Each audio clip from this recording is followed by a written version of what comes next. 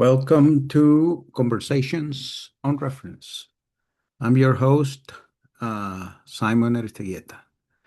As you will know, this year we're going to talk about Reader's Advisory and uh, disseminating world narratives. Okay?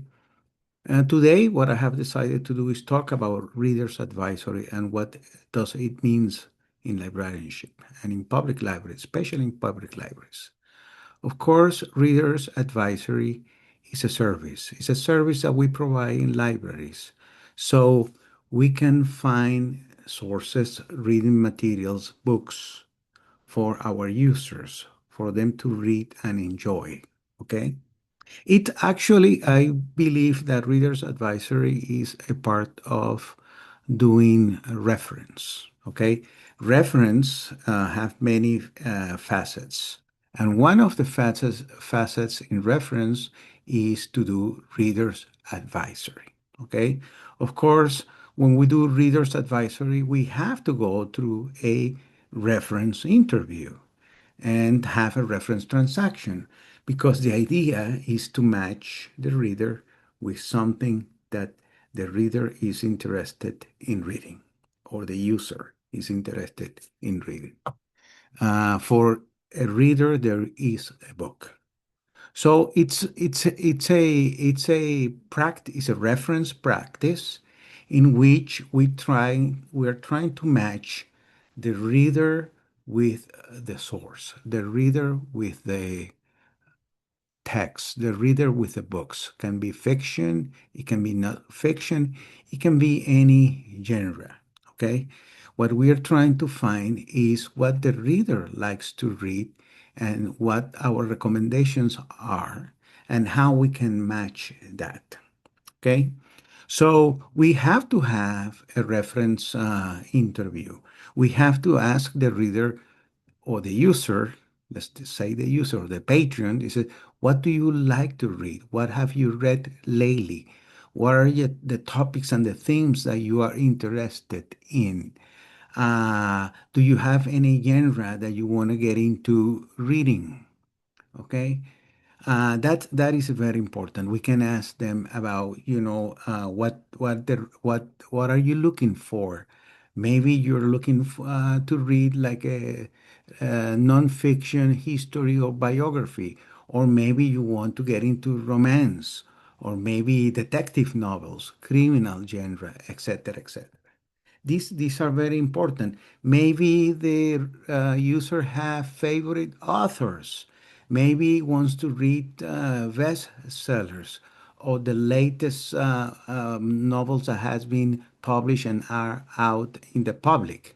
Okay, so the idea again is to match the preference of the user with our collection. Okay, and in order to do that, of course, we're going to use our own online catalog, the OPAC. We can look an annotated book list. We can see the top books of the year or of the month. We can look at Goodreads, the New York Times, Amazon, most sold books, and so on. There are many places where we can find lists of bestsellers. We can ask other librarians who may be also interested in the same topic. We can call other libraries too. Okay. The whole idea again is that we can match that the information needs of the user and what the library can provide to address those information needs. We can take the user to the stacks, to the open stacks, so the user can browse, just like we used to do. We don't do that anymore because bookstores have disappeared. But in the past, we had bookstores, and you can go there and you can browse. You can spend hours and hours browsing the collections of bookstores. Well, nowadays, we can do that in the library. They can also browse the digital collection. Maybe the user is looking for a digital book. maybe is looking for an audiobook, etc., etc. In my opinion, nothing takes give more pleasure than being able to browse stacks, a collection of books, et cetera, and resources. But it depends on the reader. It doesn't depend on us as librarianship. The idea is that we can facilitate that relationship between the user and uh, the book.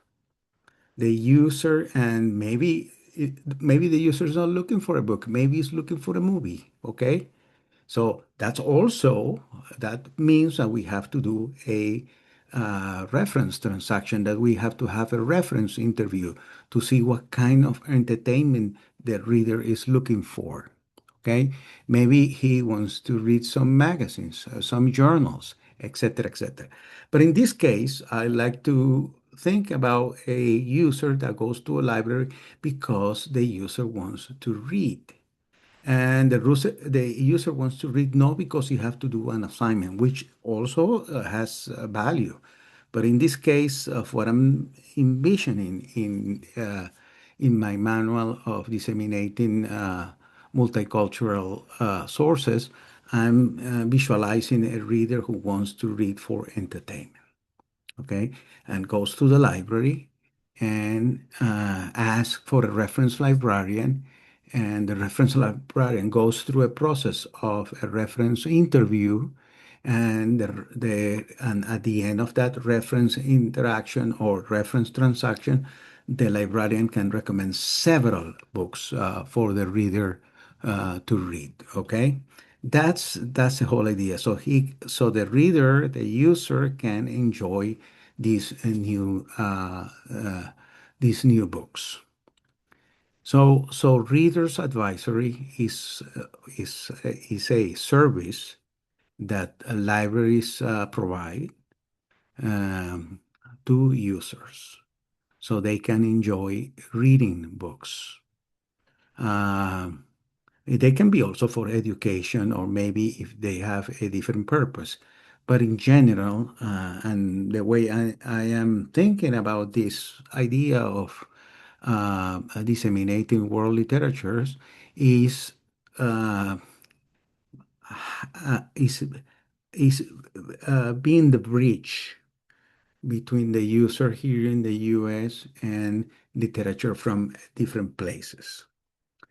In the future, next week and the following weeks, we'll talk about then what is multicultural dissemination of sources and how we can do that match between the reader and the source or the book.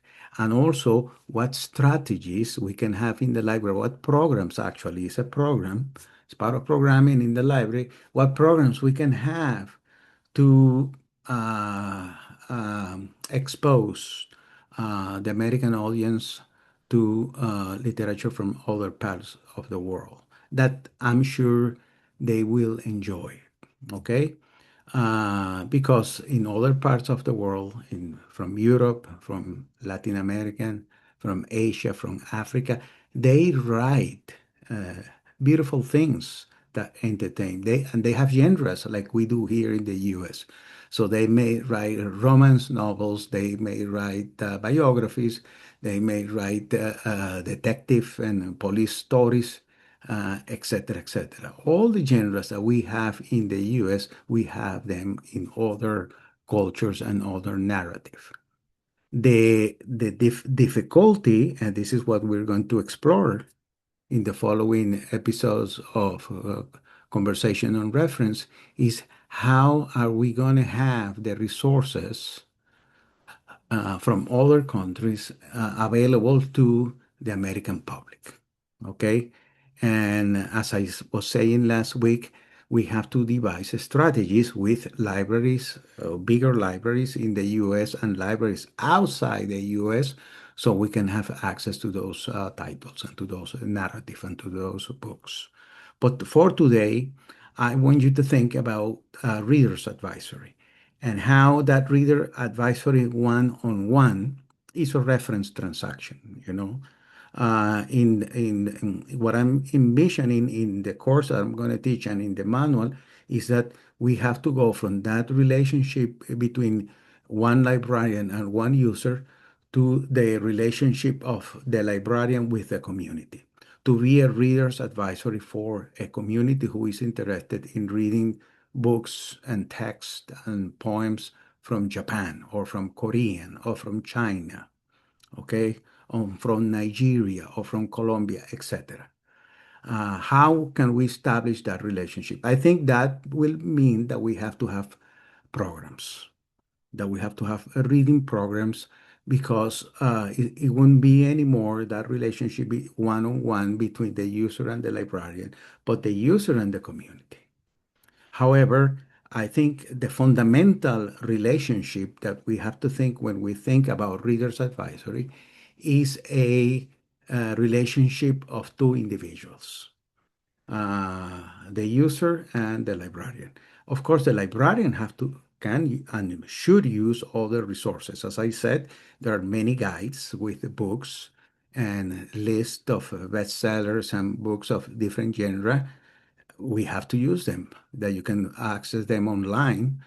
Also, you can use other librarians and other resources, other human resources in universities and other libraries. But that relationship have to evolve to a relationship between the librarian and the community. And that's only possible if we design a program to disseminate that world literature, that world narrative.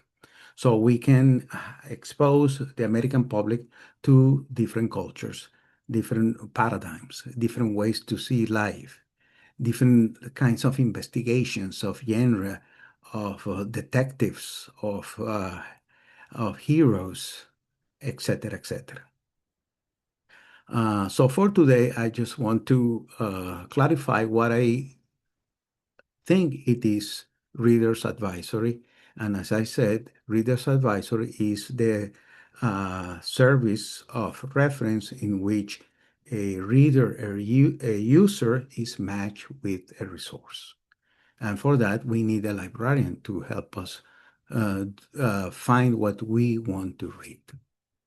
And that can only be possible if we understand the information needs of the user, in this case of the reader, okay? Like in any other reference transaction, understanding the information needs is the key. If we don't understand what the user is looking for, we cannot address the information need.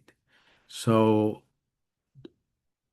doing reference, which in my opinion is at the heart of librarianship, is is to me the most sublime, the most important service that a librarian can do with the user. Okay. So we have defined today what a reader's advisory is.